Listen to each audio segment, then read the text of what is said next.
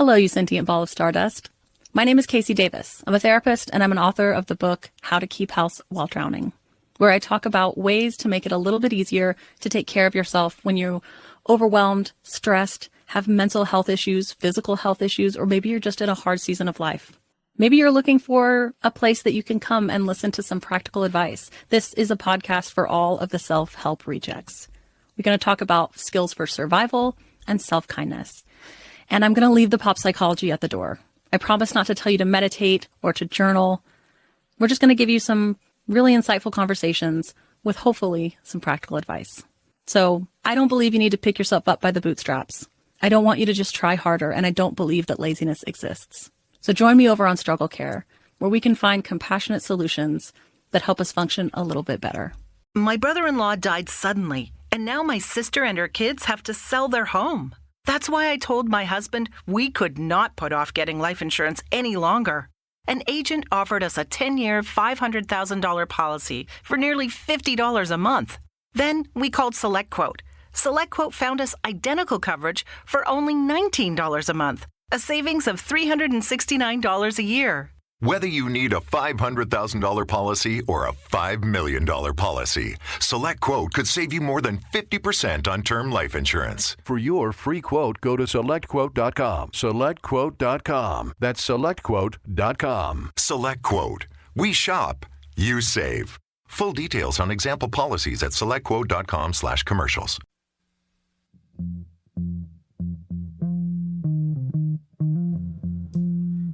Hey thinkers, it's Tyler. Not who you expected, I guess. Alanna is out this week because she's sick and has not been able to use her voice for a while now, so we're sending her best wishes and thanks. Unfortunately, because of her voice issues, we were not able to record a new podcast this week with our scheduled guest. So, looking through the archives, we were able to find an older Patreon episode. That's a little on the shorter side compared to some of our more recent stuff, but it's about a holiday coming up this weekend, and I really don't want to get in your way. Just let us get to the episode. I do want to remind you, please follow us on Instagram, Facebook, and check out the Patreon where this episode was originally from, where we're pumping out new stuff, ideally, as often as we can get it out the door. Things that don't always, have the full flavor of our typical episodes, or maybe not, maybe more of a niche interest. So if you like our weirder stuff, that's definitely where to check it out. And without further ado, here's Alanna.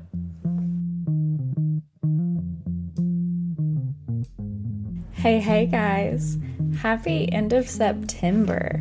I'm dropping in your feed tonight. I think that you'll have this in the nighttime. I'm dropping in your feed tonight to give you a little extra something. So I am, you all know this. I'm a kind of spiritual person. I like to dabble in a wide variety of things, not just the Christianity that I was raised in. I like to learn and research and kind of take bits and pieces from everywhere and adopt those into my beliefs and the way I look at the world and that kind of thing. So tonight, early this morning actually, I learned that today is what we call Mabon. I should have Googled how to pronounce it. Hold on. Okay, so the British pronounce it Mabon, which I feel way more comfortable pronouncing it that way, not because it feels natural to me, but because British English is usually closer to Gaelic pronunciation. So I'm just going to go with that. So happy Mabon. So let me tell you about it. That's why I'm here. So Mabon is a pagan holiday. It is one of the 8 pagan holidays that we often see depicted on a wheel, which is known as the Wheel of the Year. Now, Mabon celebrates the autumnal equinox, which, of course, in the northern hemisphere is in September. And it is the second harvest celebration of the pagan calendar. And now the pagan calendar that we're talking about, the Wheel of the Year, and the one that is usually, like, this is usually used by Wiccans. This is very popularly used by just your general witches. Like, you see, this is a really popular image that witches use to refer to for their yearly holidays. This originates in Celtic paganism, in Celtic religion. And, paganism is kind of a loaded term, but anyway, so this originates with the Celts and the Britannic area. Okay, so just so you know that. Now, Mabon is the second harvest celebration of the pagan calendar, like I said. The first being Lunasach, which is the celebration of the beginning of the harvest season. And the third harvest celebration being Hawen, which is the end of the harvest and the transition into the cold months. So this is specifically the equinox celebration. And that is kind of one of the things that makes it really special, okay? And that is why I'm telling you about this specifically today. Like, this has really piqued my interest, because Mabon is, of course, not surprisingly, not the only autumnal equinox celebration in the world, but they all have these major similarities, okay? So harvest celebrations associated with the equinox can be found all around the world in a wide variety of civilizations, like I said. Of course, the Bavarians and the Germans have Oktoberfest, which celebrates the harvest and not just beer. In Asian countries, Mabon actually correlates to about the same time as the moon's birthday. And at this point in time, the full moon closest to the autumnal equinox is celebrated. And then they have like a specific timing. It's not always, on the full moon every year, but they have a specific timing where they have moon festivals and they celebrate with rice cakes and rice dishes, which is a major harvest, a major agriculture in Asian countries, a major food staple. In North America, the First Peoples celebrate grain harvests at this time of year and give thanks, that kind of thing. All harvests, but grain harvests in specific, were a major source of their agriculture. And then in Greece, the equinox and the harvest was associated with Dionysus, as this is the time of year that the grapes were harvested to make the wine. Interestingly, though, okay, listen to this. In mainland Britain, so, England, Scotland a bit, that kind of thing, the holiday Mabon, the autumnal equinox, all of this, is actually associated with Herne the Hunter, who is a god, a legend, a myth associated with the common folk and autumn, but also associated across cultures with the Green Man and Dionysus.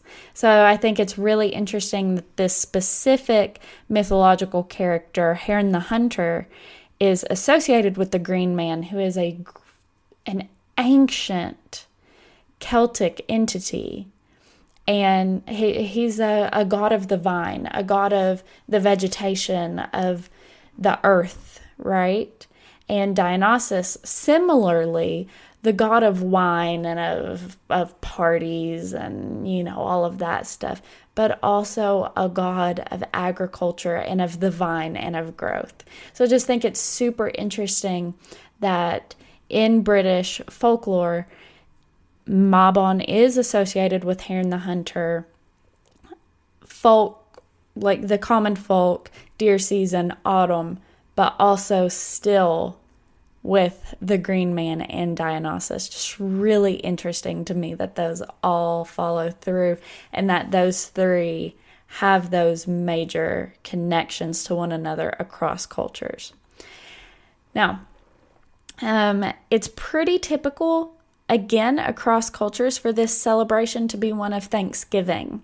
Now, at this point, the farmers in the communities, they know how well their crops have done for the year. They know how fat their animals have gotten. They know what they have stored up already.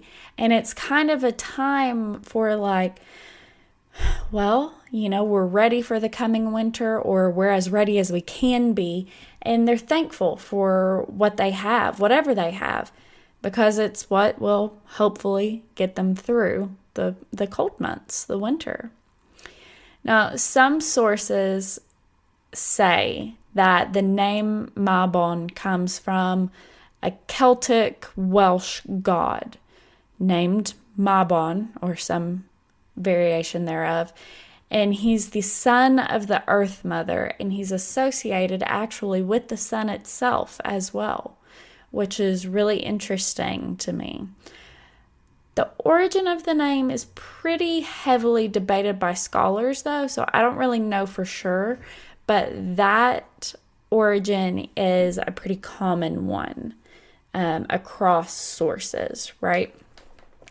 So, yeah, that is a little bit of the history of Mabon, and now I'm going to tell you a few suggestions on how to celebrate if you should choose. Now, one of the biggest ones, give thanks and reflect on the past year. This is an awesome way, kickstart your Thanksgiving vibes here in America, or just have make reflecting and taking you time to reflect a little bit of a priority over the next day or so, right? Eat some apples, which were and are heavily associated with the second harvest of the year, and drink some wine. Celebrate with some apples and some wine. Give a toast to Dionysus, drink an apple, eat an apple for the Green Man. Decorate your altar and light a candle if you have an altar, or just light a candle. Light a candle in honor of your ancestors, of Mabon, in Thanksgiving, whatever. Do a welcoming ritual for the darkness, for the matron goddess, who this time of year is associated with, or for the gods of the vine. Declutter your home and do a little fall cleaning, clean up a little bit. Dust, vacuum, that kind of thing. Spend some time with friends or someone special. Of course, be careful right now, but spending time with friends and, living in that thankfulness, I think, is really important, and celebrating your life up until this point. I think that's really important to this holiday. And then I think it's an awesome idea to honor your ancestors and their preparation for the coming cold months. I think it would be wonderful for you to donate either time or resources, especially to like a food bank or a homeless shelter, to provide a little bit of security for someone in need. So, our ancestors spent a good bit of the year preparing for the coming cold.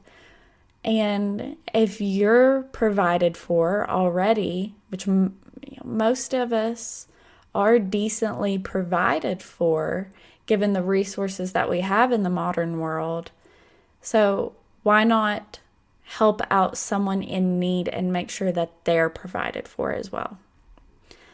All right, guys, that's all I've got for you. Happy Mabon. Thank you for being a Patreon subscriber and for providing for me in the ways that you do. I am so stinking thankful for you guys. And this one's for you. Cheers. That's me clinking my wine glass to the microphone. Okay. I love you guys so much. Again, happy Mabon, happy autumnal equinox. Go reflect and be thankful. I'm thankful for you. Bye.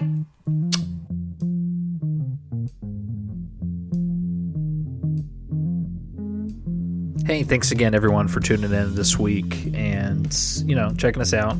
I know this is kind of like a rerun, but I assume a lot of you, this one's a little while back. I think it was last year. So, maybe you haven't heard it. And some interesting stuff in there. I always like when she gets out the history books because it's, managed to learn something. Again, just super quick reminder, check us out on all the socials. You know the ones where I've been thinking or I've been thinking pod.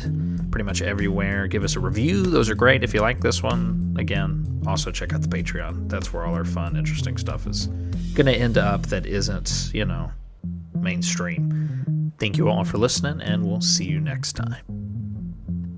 This episode was hosted and edited by Alanna Campbell, produced by myself, Tyler Miller, and proudly presented by Stove Leg Media.